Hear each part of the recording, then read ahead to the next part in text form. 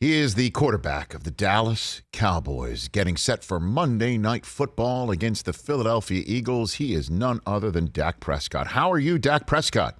I'm doing well, Rich. Thank you for having me. I appreciate you being had, man. That's for darn sure, and I appreciate the calling. So, how are you feeling?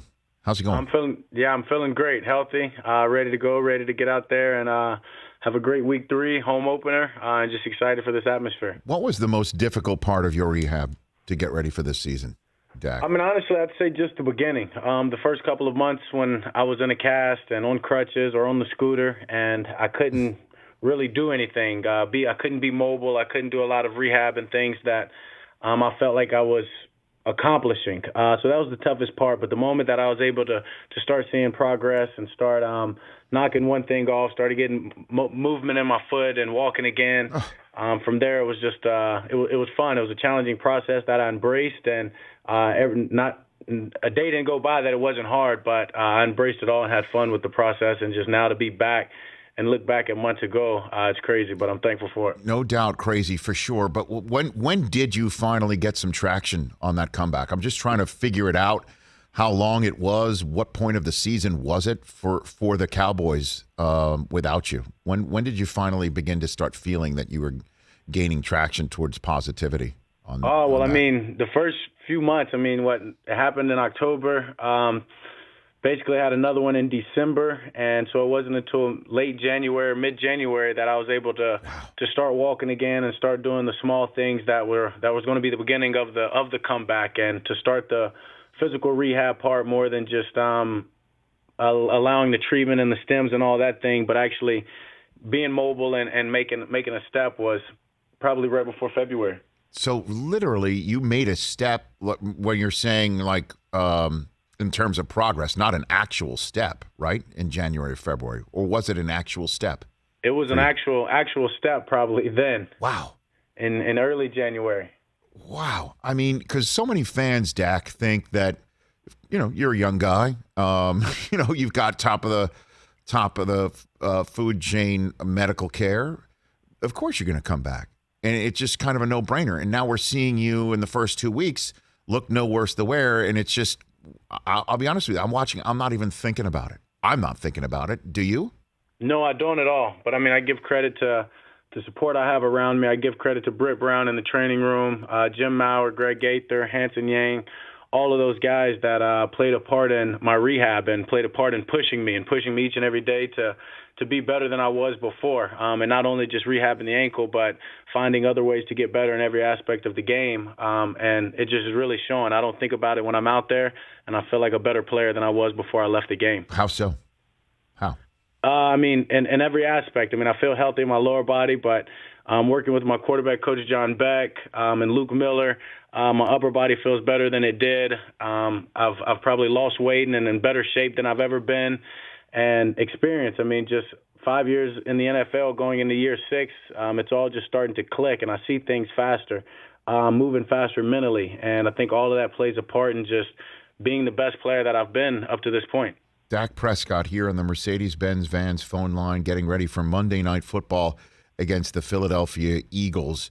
And then in the opener against Tampa, did you need to take a hit? Did you just after one throw just get out there, go, okay, let's go? Was it anything like that for you? Yeah, before I took the field, I had nerves, and I was wondering, will these nerves go away? But 3 games into it and thinking about 5 years, I've always had nerves. So that was no different than any game. But after that first throw, that first play, went in there, made a check, made that first throw, everything went away, and it was back to normal. And it was a great feeling. And just I didn't need to take a hit, but I think later in the game when I took a hit, and especially when I made a run and made a cut, is when I just felt thankful at that point. Like, I don't even think about this. I'm moving, I'm making cuts, and as I said, I felt better than I ever have. And also, I've been around this a long time, Dak.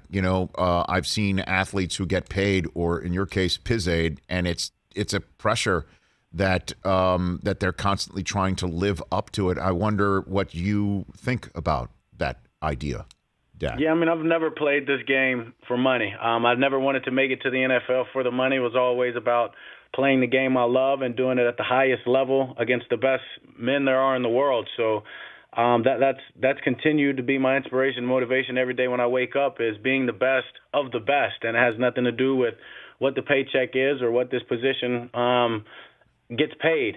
So I mean, I think that's obviously great, and it's obviously a blessing, and it's a generational blessing, but that plays no factor in my mind or any factor in what I wake up and do. That said, avoiding somebody like Aaron Donald or negotiating with Jerry Jones, which one is tougher? I'd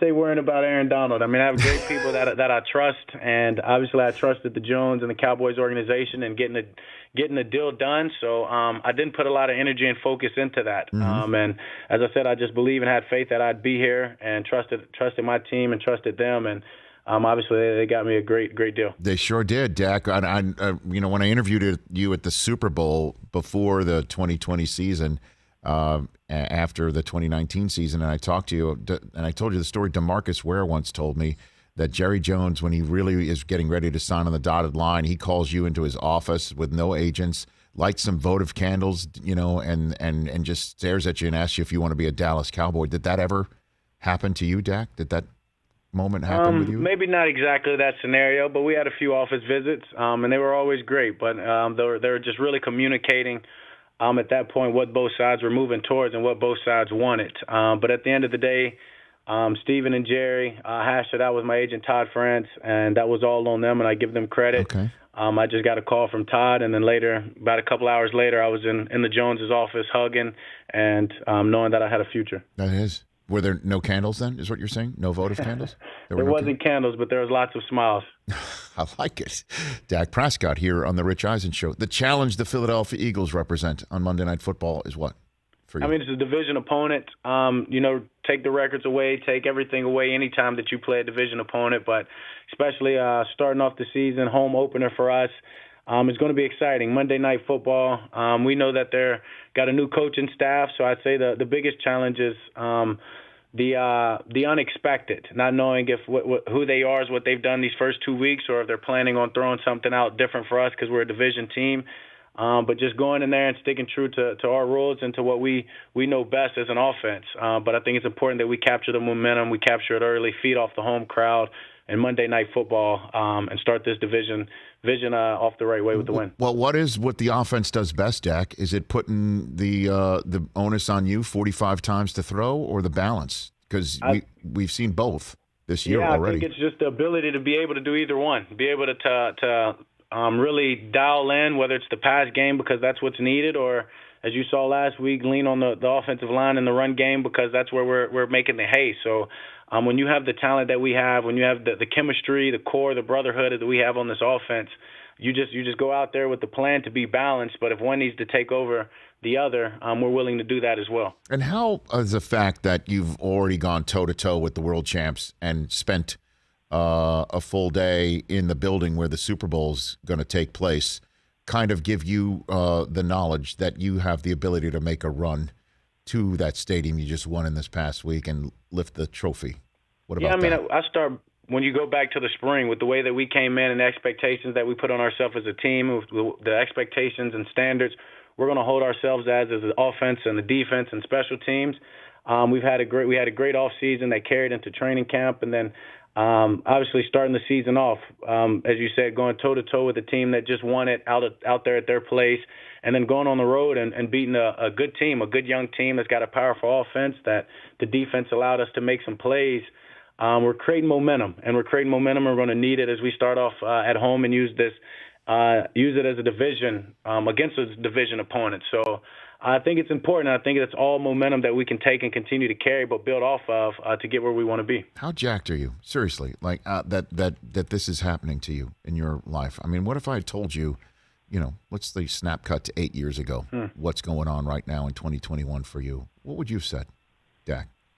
Very humbly, I probably would have believed you just on the fact of the expectations and the way and the standard that I hold myself to, and just everything that's happening in my life, I want it to happen. And I wake up every day trying to hold myself accountable to be the best player and the best person and the best I can be in whatever roles required. And I've been that way for a long time, and I've only grown. And everything that's happened in my life has allowed me to grow more. And I'm just thankful to be where I'm at, thankful to be at a great organization with great teammates, great coaches, and great people around me that continue to push me, and I just know everything's going to continue to go up. And what would it mean for you to grab that Lombardi trophy, hold it up, and hand it to Jerry Jones?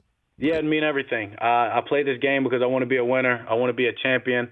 And as I said, I've always dreamed about being in the NFL, to play with the best of the best, but to be the best amongst them. And that's what that Lombardi trophy does. And I think it's important for not only just the one I want to get there, but for the Cowboy fans and for this organization. I think they deserve to be back there, and that'd mean everything. Yeah, Jerry told us last year that before the Super Bowl where they won their third, he said he's prayed to the Lord and said, if you give me this one, I won't come asking again, but he's ready to redo that deal, is what he said. Yeah, I can see that. We're going to try everything that we can do and be our best each day to go get him another one. Dak, thanks for the call. Appreciate it. Good luck on Monday Night Football against the Philadelphia Eagles. Let's chat again soon. For sure, Rich. Thank you. Always great. Right back at you. The one and only Dak Prescott of the Dallas Cowboys right here on The Rich Eisen Show.